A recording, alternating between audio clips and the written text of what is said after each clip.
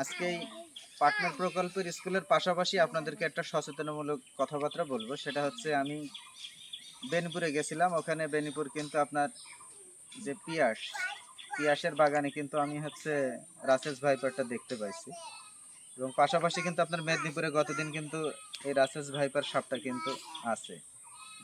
যেহেতু আমাদের ইন্ডিয়ার পার্শ্ববর্তী, এখান থেকে মনে হয় কত 100 গজ দূরে হবে, তাই না? বর্ডার 1 থেকে 200 গজ 300 গজ দূরে বর্ডার হবে। আর এখান থেকে যেহেতু এই নদীটা এর হরিহরনগর গ্রাম সংলগ্ন, সেহেতু এটা আপনাদের এলাকায় মনে হয় আছে, তাই না? জি আছে, হ্যাঁ, দেখেছি। বিল আছে আমাদের বাড়ির ভিতর, কেলান আছে, ওই কেলানে কিন্তু দেখা যায় যে আপনার ঘাস কাটতে গিয়ে আমরা দেখেছি নতার উপরে থাকতে আস্তে জাতি কিংবা কথাটা গুরুত্ব দিই না। আমরা হয়তো মনে করি যে হয়তো শেরচন্দ্র সাপ, আচ্ছা। ওই জন্য আমরা অতটা আপনার হচ্ছে এসব কি অনেক আছে এখানে? ও প্রচুর আছে। প্রচুর আছে না? জি, দেখা যাচ্ছে আমরা ঘাস কাটছি, ঘাস কাটতে কাটতে দেখা যাচ্ছে নতার ভিতরে দেখা যাচ্ছে যে কেটে পড়ে গিয়েছে। এটা কি ব্যাপার, হাত কেটে গিয়েছে না? তো দেখছি সাপ কাটা পড়িয়েছে, ফেলে দিয়ে দেখলাম মারলাম তো। ও, আচ্ছা। এই এই পরিমাণের ভাবে বোঝাই। নাহলে আমার বিষয় না করলে আমার চাচার জিজ্ঞেস করেন, আমার চাচা থাকে কিরকম চাচা একটু তুমি বলো। ভাই ওই যে কাজে বললাম আমাদের এলাকায় সাপ আছে, দেখা যায় মাঝে মধ্যে, আমরা তো গুরুত্ব দেই না। কিন্তু এরকম চক্রা বাকরা ওরকমই মোটা ধরনের আছে, ছোটটাও আছে, সব রকমই আছে। ওর গায়ে নাকি বললেন যে চক্র চক্র চক্র দাগ দাগ আছে। হায়দার চিত্রের ওখানে মারছিলেন? হ্যাঁ হ্যাঁ হ্যাঁ, ওই হায়দা ভাইরা ওই নিচু মানের ওই আসলে ওই ওই যে হ্যাঁ, ও সাপের ভিতরে মানে মাংসের ভিতরে খুব চবর, ওই সাপের ভিতরে কেটে দেখছেন, তাই তো? হেঁটে দেখছিলাম আমি, হেসে দিছি। কিন্তু এটা যে বিষাক্ত এতটা জানতেন না, না তাই না না? না, এত বিষয় তো আমরা জানতাম না। মেম্বার অ্যাক্সেস করা বেরিয়েছে। না জেনে হ্যাঁ, মেরেছেন। না জানি মেরেছি, মেয়েটা আমরা সিরেও দেখেছি কি এক মোটা কিন্তু খুব ভিতর চবর। নড়ে কম নড়ে কম। নড়ে কম আসা যায়। এখন যে সাপটি দেখা যাচ্ছে রাসেল ভাইপার, এখানে মানে বিশেষ এক এক জায়গায় এক এক নামে চলে, কিন্তু এর অরিজিনাল নাম আমাদের এখানে শেরচান্দা, কিন্তু কেউ বলে চন্দ্রপুরা, কেউ বলছে রাসেল ভাইপার। এই সাপের বিষ প্রতিক্রিয়া বেশি হয়, মানুষ আতঙ্কিত।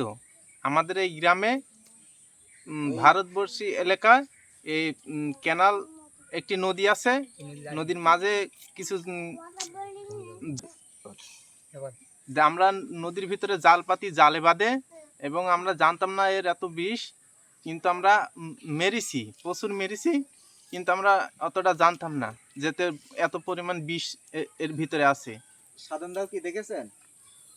হ্যাঁ, গতকালকে হচ্ছে ঘাটে স্নান করতে গিয়েছি। কদম রসুলের ছেলে আজহার দাম সরাচ্ছে, দামের পরে ওই সাপ এরম আছে ফনা ধরে আছে। এবার দাম যাই টান দেখেছে, সাপ দেখেছে, সাপে যাই এরকম সবল মেরেছে, ও ঘাটের থেকে উঠে দৌড় মানে ড্যাঙে উঠে পড়েছে। ওখানে মেলা লোকজন সব জড়ো হয়ে গেছে, কি ব্যাপার, দেখে যে সাপ। এই সাপই না অন্য সাপ ছিল? যে এই সাপই, যে আপনার হচ্ছে সাপের গায়ে আছে চক্রাবকরা দাগ আছে, সাপটা আছে মোটা মোটা ধরনের, এরম লম্বা, মানে মাথার দিক চিকন, মাথার দিক দেহটা মোটা, আবার নেজটা চিকন। না আচ্ছা, এখন আমরা শুনবো এখানে স্থানীয় যে আপনার হচ্ছে ইউপি সদস্য আছে 5 নম্বর ওয়ার্ডের সীমান্ত ইউনিয়নের মোহাম্মদ আরজাম ভাই, এই সাপটা সম্পর্কে আপনার কি অভিমত এবং কৃষকদের কিভাবে আপনি সচেতন করতেছেন? এর আগে তো আমরা এই সাপটার ব্যাপারে এত সচেতন ছিলাম না। তো যাই হোক, আজ থেকে এই 10-15 দিন থেকে আমরা এই যে রাসেল ভাইবা বলে এই যে বিষাক্ত সাপের কথা আমরা শুনছি, যে সে কামড়ালে মানুষ বাঁচানো সম্ভব হচ্ছে না, এমন তো অবস্থায় আমরা স্থানীয়ভাবে মেম্বার, চেয়ারম্যান বা আমরা এলাকার গণ্যমান্য ব্যক্তি, আমরা সকলকেই সচেতন করছি যে মাঠে গেলে খুব সজাগ রেখে যেন কামড়াতে না পারে সেই দিকে দৃষ্টি রেখে কাজকর্ম করতে।